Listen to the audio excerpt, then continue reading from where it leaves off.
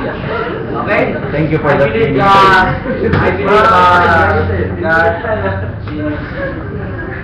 God's word is preached earlier. Amen. Dapat na yun. Yung preaching ni Brother Dan is somewhat related sa actually yung ibang verses ay kanya natin yung tackle. So, praise the Lord, kaya naging 10 minutes na lang siya. So, praise the Lord sa mga testimonies. Hindi pa nag-start yung preaching. 2 Corinthians chapter 6. Habang pupunta po kayo doon, I would like to praise and thank the Lord for all the blessings that Lord na-receive this afternoon. I so bless sa mga testimonies po, sa mga buhay po na binago po ng Panginoon, souls that are saved, and that is my treasure, my joy, my peace. Glory to God. That makita po na may kapatirang nare-revive by God's grace, may souls na naliligtas, at ang Panginoon po yung nabibigyan po ng preeminence at ang glory. Meron akong King James Bible, meron akong Panginoong Isus, at ako ay ligtas, then satisfied. Amen. 2 Corinthians chapter 6. Glory to God. Verse 10. Hindi na po kasi naka-outline ko mga dapat nasagasaan ni Brother JR kanina. Mas maganda na pasal sa ni Brother Dan kanina. So, let the Holy Ghost work. Amen. 2 Corinthians chapter 6 verse 10. The Bible says, as sorrowful, yet always rejoicing. Amen. Apostle Paul experienced that. Yet always, when Brother Santi, when you say always, ito po ay different sa always. That's right. All the way. Hindi mo kaya. So if toward us is naka-bound na siya within this us, sa atin lang. But when the Bible says to usward, it means that meron po siyang time na hanggang sa eternity or something kung saan pa punta yun. Sama pa Oh yeah. But the Bible says, if you are saved, as sorrowful yet always rejoicing, Amen. as poor yet making many rich. Amen. It's an experience. Sino yung mahirap dito? Isa lang naman yung mayaman dito. That's good. As poor. You know that song? I am my beloved, and my beloved is mine. He brings up poor while Amen. sinner into his house of wine. I stand upon his merit. Oh, glory, glory, glory. In Emmanuel's land. Amen. Yet making many rich. Glory to God. As having nothing, I have nothing. We know that. Nothing. Yet possessing all things. Amen. As having nothing. Yet as poor, yet making many rich. And then, ano tong rich na ito na sinasabi po ng Bible? Is this riches of this world? Or riches which is in Christ Jesus? 2 Corinthians chapter 8, Amen. verse 9. Let's read. For ye know the grace of our Lord Jesus Christ, that though he was rich, yet for your sakes he became poor, that ye through his poverty might. Amen. For ye know the grace of the Lord Jesus Christ, that though he was rich, yet for your sakes He became That's poor. my Savior. Alam niyo ba kung gaano kayaman ang ating Panginoon? The Most High God, the possessor of heaven and earth. May narinig ako kanta niyo kanina. He came from heaven to earth. But what I'm pointing for is, the Lord Jesus Christ is the possessor of heaven and earth. But, you know what? For your sake, He became poor. Colossians chapter 1 verse 16. Colossians chapter 1 verse 16. Colossians chapter 1. Pinatayman ko yung ano ko pala. Colossians chapter 1. Are you there? Amen. Okay, let's read. Verse 16. Verse 15. Muna. Who is the image of the invisible God, the firstborn of every creature, for by Him were all things created, that are in heaven and that are in earth, visible and invisible, whether they be thrones or dominions, or principalities or powers. All things were created by Him and for Him. Verse 17. And He is before all things, and by Him all things consist. Verse 18. And He is the head of the body, the church, who is the beginning, the firstborn from the dead, that in all things He might have the preeminence. The Lord Jesus Christ, He created all things. Sabi sa devotion ni Sir Peter kanina, the seas is His, Amen. and He made it. So, gaano po kayaman ang Panginoon pong Jesus that He owns everything here on earth. Not only here on earth, but also on heavenly things. But what I'm trying to say, that God in heaven, Philippians chapter 2, for your sake, He became poor. Amen. Amen. Verse 5. Let this mind be in you, which was also in Christ Jesus, who being in the form of God, thought it not robbery to be equal with God. God is God. The Lord Jesus Christ is God. Then, let God be God in your life. Amen. But the Lord Jesus Christ here, verse 7, but made Himself of no reputation. Meron po kayong reputation? Look at ano pong ginawa ng Panginoon Hesus sa Kanya pong sarili. But made Himself of no reputation, and took upon Him the form of a servant, and was made in the likeness of men. In being found in fashion as a man, He humbled Himself, and became obedient unto death, even the death of the cross. Shame. From the Most High God, He left His throne above para abutin ang isang workmanship that came from trash, that came from dust, that is like unto a grass, that is a vapor. That is man. That's right. But the Lord Jesus Christ picked the dirtiest trash and form it a new creature and make it a display.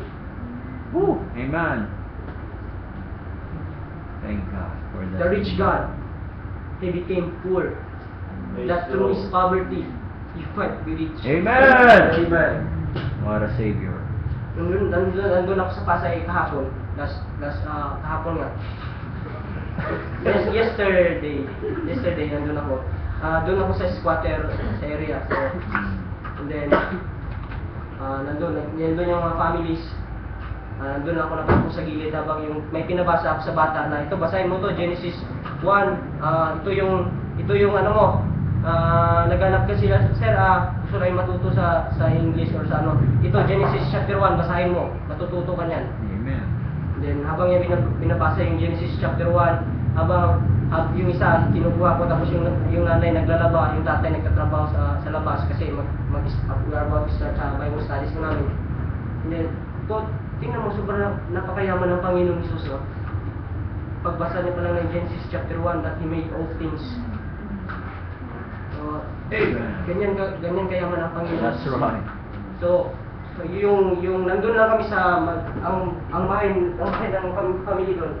Ganito lang hanggang dito. Nandun kami sa loob. Tapos nakaupo ako sa ano. Sir, kami sir, wala naman kaming pera. Doesn't matter. If you only know the diniscuss po namin kung ano po yung mga bagay na heavenly things. That's why Brother Dan said kanina as quoted as Bible, set your affection on things above. Amen. And not on things on the earth. Amen. Neither the things on the earth. That's right. And why, sabi ko dati, bakit ang hirap-hirap natin ma-set yung affection natin sa mga bagay na makalangit? Sabi ko, baka siguro hindi natin alam kung ano ito. And then, ito po yun, sabi ko, ito po yung I discussed them, the riches of His grace, the riches of His mercy, the riches of His goodness, Romans chapter 2, the riches of His long suffering, the riches of His forbearance to us, the riches of His loving kindness to us, the riches of God toward us, na nagmanifest sa atin. If kung wala yung riches na yan, then we are still that trash na madumi. Sabi ko, sa kabila nun, sa kabila ng pagdungaw sa bintana, may river na madumi, na may maraming basura. Sabi ko, tapos may nangangalakal doon, and sabi ko, Sir, sabi ng bata, Sir, yan, tingnan mo sir, nangangalakal yan, madumi dyan. And sabi ko sa sarili ko, tayo din, madumi din tayo eh. That's right. Amen. Ngunit, ang Panginoong Isus nag-go down. Even hindi niya inakalan, madumi ito. Oy, piece of trash, madumi ito, but kinuha ng Panginoon para maging masterpiece niya. Amen. Right? And that is, sabi ng ano kanina, first verse kanina, for we know the grace of the Lord Jesus Christ. That is the riches of His grace. Ephesians chapter 1 verse 7, Ephesians chapter 2 verse 7. Madami pong mga verses po dito. But ang sabi ko doon, magkano yung ano niyo dito, rent niyo dito? Yung 100 lang, sir. Ang saya naman dito. Kasing ko lang. Tapos, magkano ilaw nyo? Ganito. Bakit sir gusto mong tumira dito? Huwag niyo akong pilitin.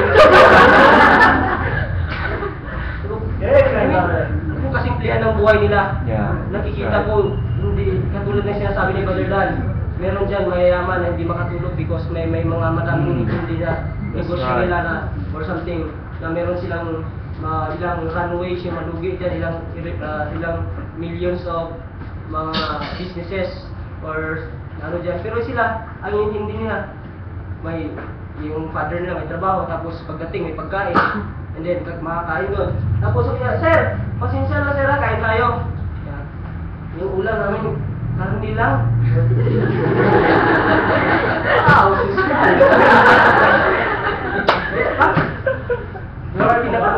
ito sir, karni norte. And then, kumain po kami. Tapos, Like ka pa, no? para sa'yo. Tapos nag-pray kami. Ikaw na mag-pray sir. Tapos pinag-pray namin yung family. And then kumain po kami. And then natapos po yung ano. At masaya po yung family. Masalamat ako kasi pinakain ko. And I'm so thankful that I learned riches that is not of the world, but riches that is in Christ Jesus. Amen. Praise the Lord. And then, Apostle Paul says, sabi niya, Philippians chapter 4, last verse. Maraming verses, pero I believe the Holy Ghost, ito na po yung pinaka-last. Amen. Pinaka-last. Pinaka-last ba? Verse 11. Verse 10. 4:10. But I rejoice in the Lord greatly, that now, at last, your care of me hath flourished again, wherein you were also careful, but ye lack opportunity. Verse 11, not that I speak in respect of one, for I have learned in whatsoever state I am therewith to be content. Verse 12, I know both how to be abased, and I know how to abound. Everywhere in all things I am instructed, both to be full and to be hungry, both to abound and to suffer need. 13, I can do all things through Christ, which strengtheneth me. Verse 18, but I have all, amen, and abound. I am full, having received of Epaphroditus the things which were sent from you, an odor of sweet smell, a sacrifice acceptable, well pleasing to God. But my God shall supply all your need according to His riches in glory by Christ Jesus. Amen. Nothing to worry, because I have a God. I have a God. I have a God. When I say I have a God, I have a God. That's right. When God said, be still and know that I am God, then there is something of that sentence, that be still and know that I am God. Amen. Praise the Lord. I am a child of a King. Amen. I am a child of His love. Woo! And never forsake His own. Say it, brother. Come on, sing. And we'll sing that. I like that. All I want, my point is, nag-manifest po sa atin yung riches po yan, grace, mercy, and rich and good works. And then, my challenge is, we will also manifest that to our life. If without manifestation of that riches, then ibang riches yung minamanifest natin. So, if ibang manifestation yung riches natin at hindi yung grace, hindi yung mercy, hindi yung goodness ng Panginoon, then we have the wrong concept of who God is. But we'll sing that. Amen. I am a child of a king. Like that.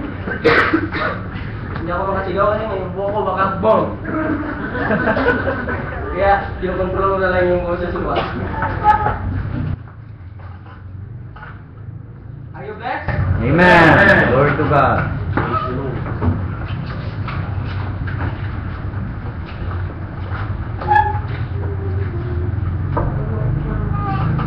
Okay. 275. Blue. Thank you. Sa blue? Sa blue.